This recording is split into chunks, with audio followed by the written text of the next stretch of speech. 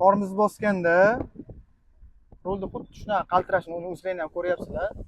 Juda ko'pchilikda shu muammo uchrab turadi.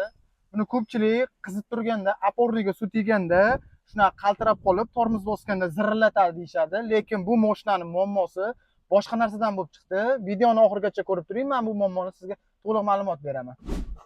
Juda ko'pchilik kommentariyaga yozishdi, tormoz bosganimda rul qaltirayapti. Men oporni diskingiz qiyshigan yoki tokirni stanokka olib boring yoki yangi qo'ying desam, yangi ham qo'ydim, tokirda chaqlatdim. Xuddi shunday mana mashina ham 2 martadan yangi oporni original ham qo'yishgan, lekin rulni qaltirashi yo'qolmagan. Biz buni tekshirganimizda arqa barabarlarida ellips bo'lib qolgan. Buni sababi qizib turganda yoki kolodkalar qisib qolganda suv tegishi, ya'ni buni ham ellips bo'lib qolishi.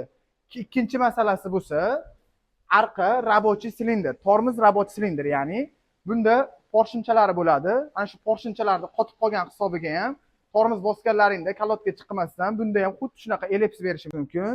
Albatta sizda ham shunaqa muammo bo'lib turgan bo'lsa, bizga murojaat qiling. Ishlaringizni sifatli va garantiyali qilib to'g'irlab beramiz. Videoga bitta like bosishni unutmang. Joninglar sog' bo'lsin.